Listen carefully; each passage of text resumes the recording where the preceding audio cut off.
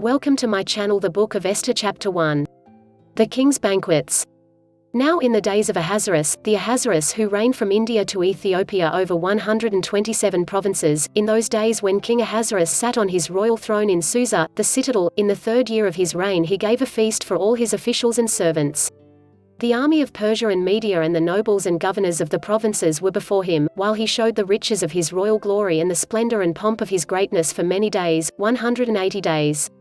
And when these days were completed, the king gave for all the people present in Susa the citadel, both great and small, a feast lasting for 7 days in the court of the garden of the king's palace. There were white cotton curtains and violet hangings fastened with cords of fine linen and purple to silver rods and marble pillars, and also couches of gold and silver on a mosaic pavement of porphyry, marble, mother of pearl, and precious stones. Drinks were served in golden vessels, vessels of different kinds, and the royal wine was lavished according to the bounty of the king.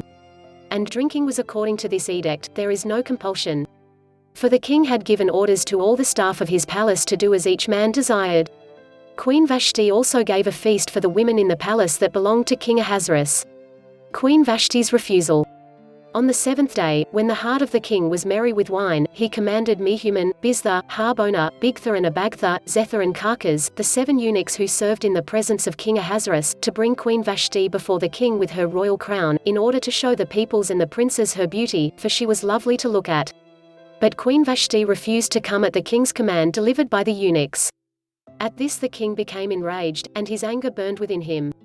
Then the king said to the wise men who knew the times, for this was the king's procedure toward all who were versed in law and judgment, the men next to him being Karshena, Shetha, Admatha, Tarshish, Meres, Marsena, and Memucan, the 7 princes of Persia and Media, who saw the king's face, and sat first in the kingdom, according to the law, what is to be done to Queen Vashti, because she has not performed the command of King Ahasuerus delivered by the eunuchs? Then Memucan said in the presence of the king and the officials, not only against the king has Queen Vashti done wrong, but also against all the officials and all the peoples who are in all the provinces of King Ahasuerus.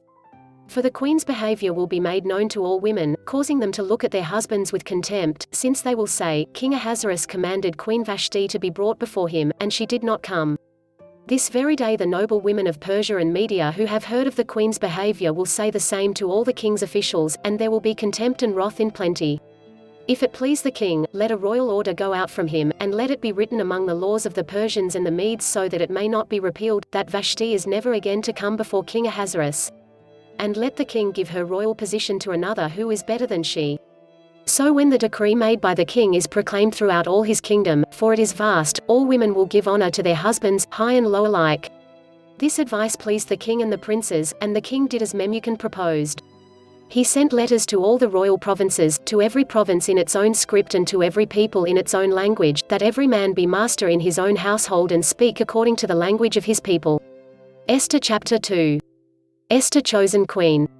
After these things, when the anger of King Ahasuerus had abated, he remembered Vashti and what she had done and what had been decreed against her.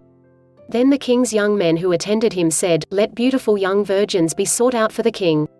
And let the king appoint officers in all the provinces of his kingdom to gather all the beautiful young virgins to the harem in Susa the citadel, under custody of Hegai, the king's eunuch, who is in charge of the women. Let their cosmetics be given them. And let the young woman who pleases the king be queen instead of Vashti. This pleased the king, and he did so.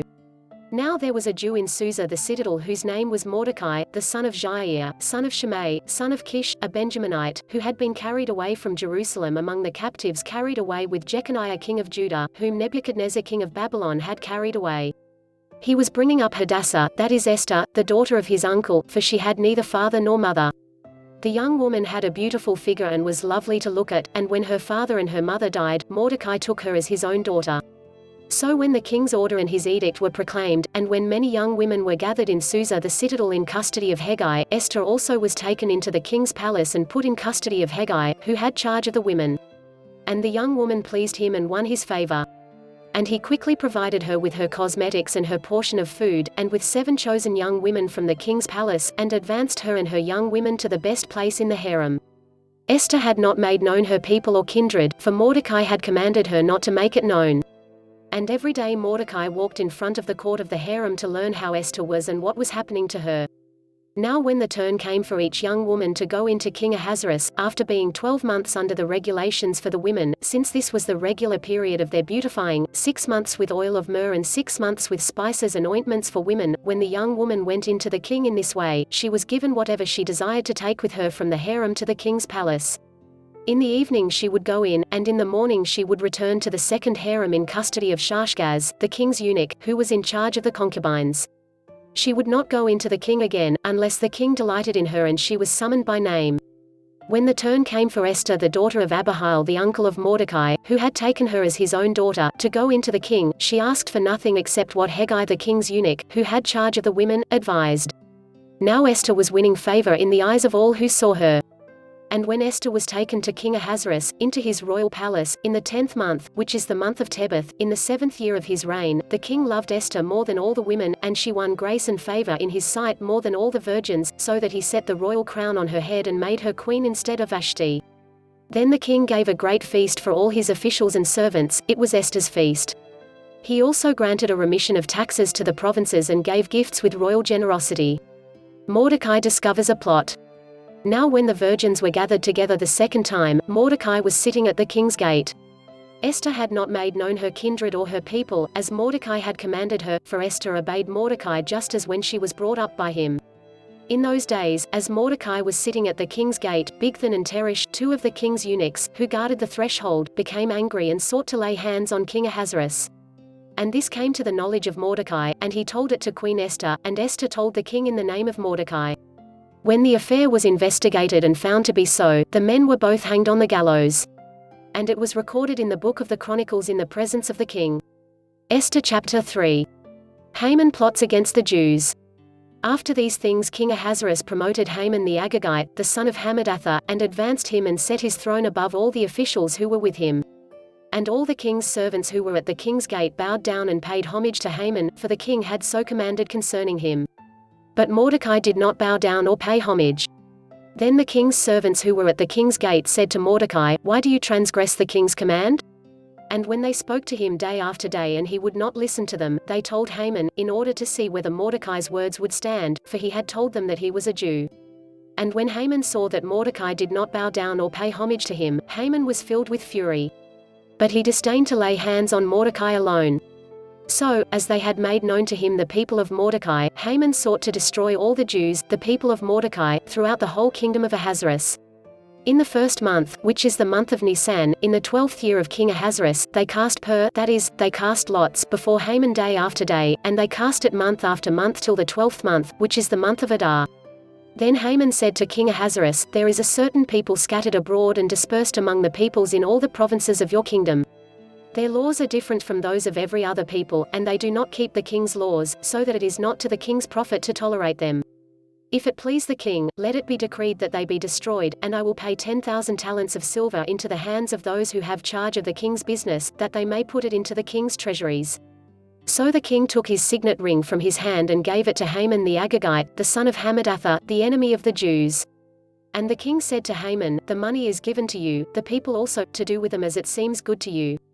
Then the king's scribes were summoned on the 13th day of the 1st month, and an edict, according to all that Haman commanded, was written to the king's satraps and to the governors over all the provinces and to the officials of all the peoples, to every province in its own script and every people in its own language. It was written in the name of King Ahasuerus and sealed with the king's signet ring.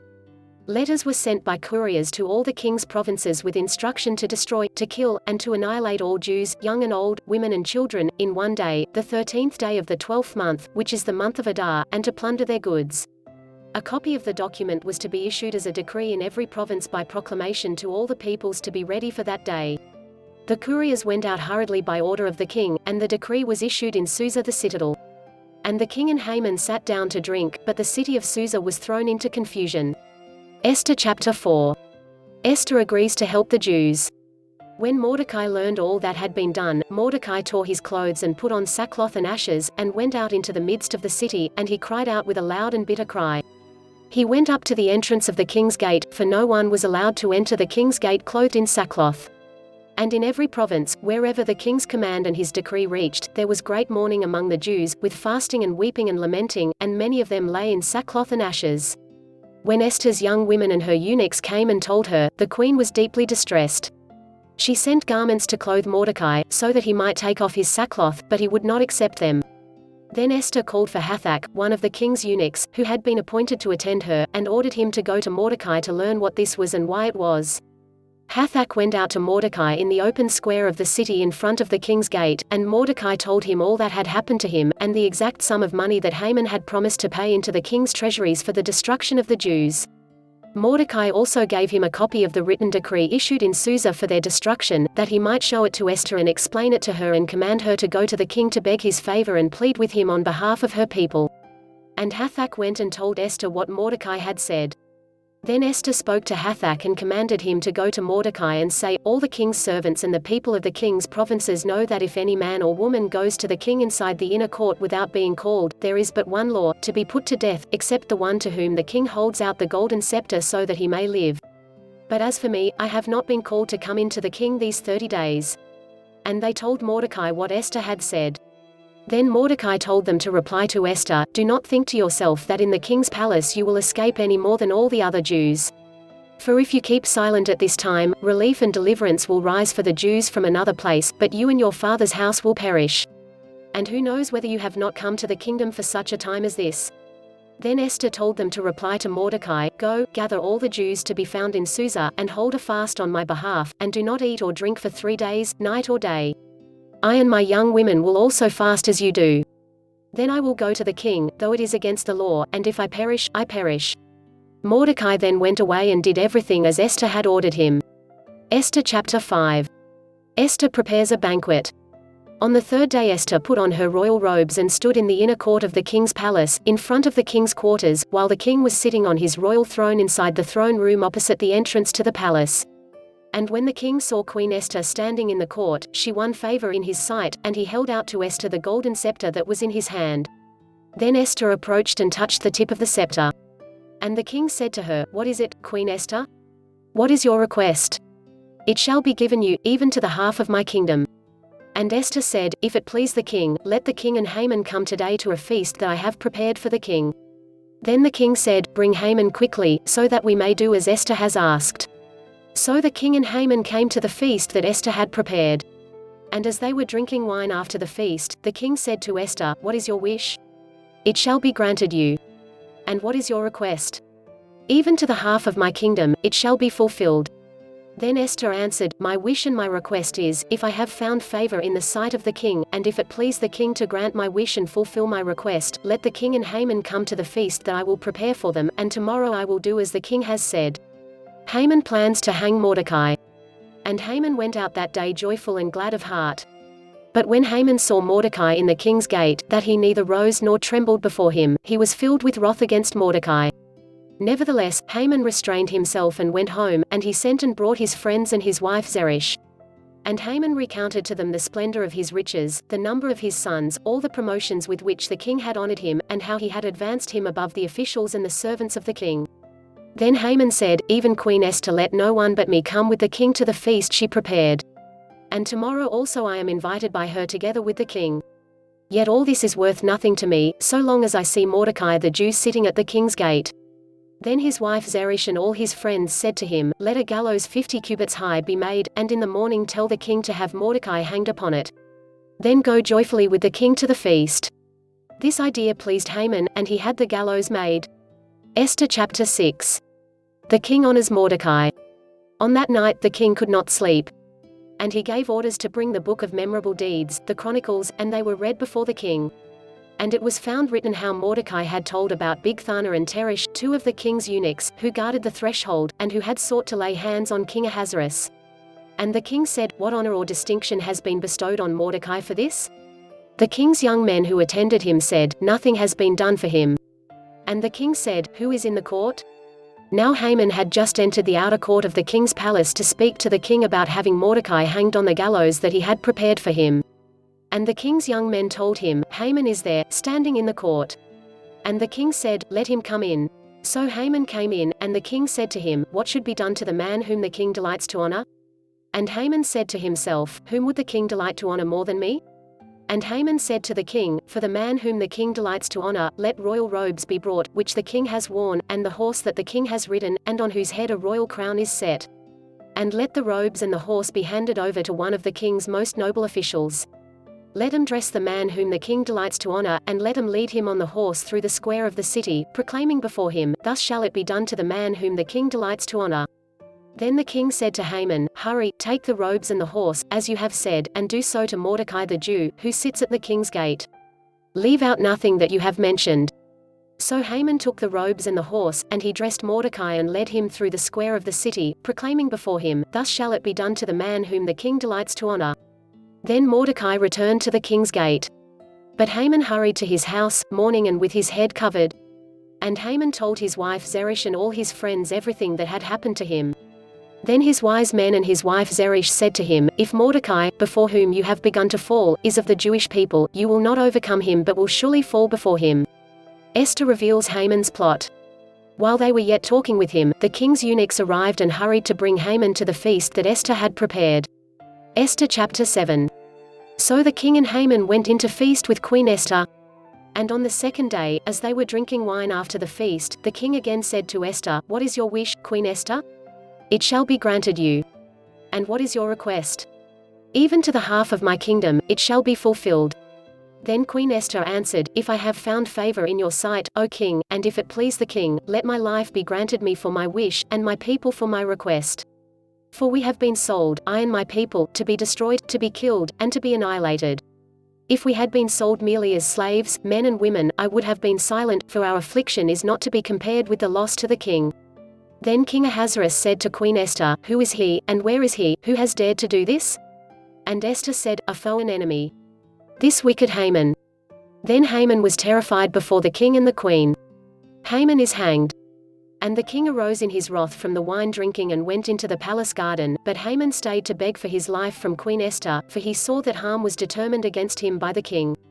And the king returned from the palace garden to the place where they were drinking wine, as Haman was falling on the couch where Esther was. And the king said, Will he even assault the queen in my presence, in my own house? As the word left the mouth of the king, they covered Haman's face. Then Harbona, one of the eunuchs in attendance on the king, said, Moreover, the gallows that Haman has prepared for Mordecai, whose word saved the king, is standing at Haman's house, 50 cubits high. And the king said, Hang him on that. So they hanged Haman on the gallows that he had prepared for Mordecai. Then the wrath of the king abated. Esther chapter 8. Esther saves the Jews. On that day King Ahasuerus gave to Queen Esther the house of Haman, the enemy of the Jews. And Mordecai came before the king, for Esther had told what he was to her. And the king took off his signet ring, which he had taken from Haman, and gave it to Mordecai. And Esther set Mordecai over the house of Haman. Then Esther spoke again to the king. She fell at his feet and wept and pleaded with him to avert the evil plan of Haman the Agagite and the plot that he had devised against the Jews. When the king held out the golden scepter to Esther, Esther rose and stood before the king. And she said, If it please the king, and if I have found favor in his sight, and if the thing seems right before the king, and I am pleasing in his eyes, let an order be written to revoke the letters devised by Haman the Agagite, the son of Hammedatha, which he wrote to destroy the Jews who are in all the provinces of the king. For how can I bear to see the calamity that is coming to my people? Or how can I bear to see the destruction of my kindred? Then King Ahasuerus said to Queen Esther and to Mordecai the Jew, Behold, I have given Esther the house of Haman, and they have hanged him on the gallows, because he intended to lay hands on the Jews. But you may write as you please with regard to the Jews, in the name of the king, and seal it with the king's ring, for an edict written in the name of the king and sealed with the king's ring cannot be revoked. The king's scribes were summoned at that time, in the 3rd month, which is the month of Sivan, on the 23rd day. And an edict was written, according to all that Mordecai commanded concerning the Jews, to the satraps and the governors and the officials of the provinces from India to Ethiopia, 127 provinces, to each province in its own script and to each people in its own language, and also to the Jews in their script and their language. And he wrote in the name of King Ahasuerus and sealed it with the king's signet ring. Then he sent the letters by mounted couriers riding on swift horses that were used in the king's service, bred from the royal stud, saying that the king allowed the Jews who were in every city to gather and defend their lives, to destroy, to kill, and to annihilate any armed force of any people or province that might attack them, children and women included, and to plunder their goods, on one day throughout all the provinces of King Ahasuerus, on the 13th day of the 12th month, which is the month of Adar. A copy of what was written was to be issued as a decree in every province, being publicly displayed to all peoples, and the Jews were to be ready on that day to take vengeance on their enemies. So the couriers, mounted on their swift horses that were used in the king's service, rode out hurriedly, urged by the king's command. And the decree was issued in Susa the citadel. Then Mordecai went out from the presence of the king in royal robes of blue and white, with a great golden crown and a robe of fine linen and purple, and the city of Susa shouted and rejoiced. The Jews had light and gladness and joy and honor. And in every province and in every city, wherever the king's command and his edict reached, there was gladness and joy among the Jews, a feast and a holiday. And many from the peoples of the country declared themselves Jews, for fear of the Jews had fallen on them. Esther chapter 9. The Jews destroy their enemies. Now in the 12th month, which is the month of Adar, on the 13th day of the same, when the king's command and edict were about to be carried out, on the very day when the enemies of the Jews hoped to gain the mastery over them, the reverse occurred, the Jews gained mastery over those who hated them. The Jews gathered in their cities throughout all the provinces of King Ahasuerus to lay hands on those who sought their harm. And no one could stand against them, for the fear of them had fallen on all peoples. All the officials of the provinces and the satraps and the governors and the royal agents also helped the Jews, for the fear of Mordecai had fallen on them. For Mordecai was great in the king's house, and his fame spread throughout all the provinces, for the man Mordecai grew more and more powerful. The Jews struck all their enemies with the sword, killing and destroying them, and did as they pleased to those who hated them. In Susa the citadel itself the Jews killed and destroyed 500 men, and also killed Parshandatha and Dalphon and Aspatha and Paratha and Adalia and Aridatha and Parmushta and Arisai and Aradai and Visatha, the 10 sons of Haman the son of Hammedatha, the enemy of the Jews, but they laid no hand on the plunder. That very day the number of those killed in Susa the citadel was reported to the king. And the king said to Queen Esther, in Susa the citadel the Jews have killed and destroyed 500 men and also the 10 sons of Haman. What then have they done in the rest of the king's provinces? Now what is your wish? It shall be granted you. And what further is your request? It shall be fulfilled. And Esther said, if it please the king, let the Jews who are in Susa be allowed tomorrow also to do according to this day's edict. And let the 10 sons of Haman be hanged on the gallows. So the king commanded this to be done. A decree was issued in Susa, and the 10 sons of Haman were hanged. The Jews who were in Susa gathered also on the 14th day of the month of Adar, and they killed 300 men in Susa, but they laid no hands on the plunder. 16 Now the rest of the Jews who were in the king's provinces also gathered to defend their lives, and got relief from their enemies and killed 75,000 of those who hated them, but they laid no hands on the plunder.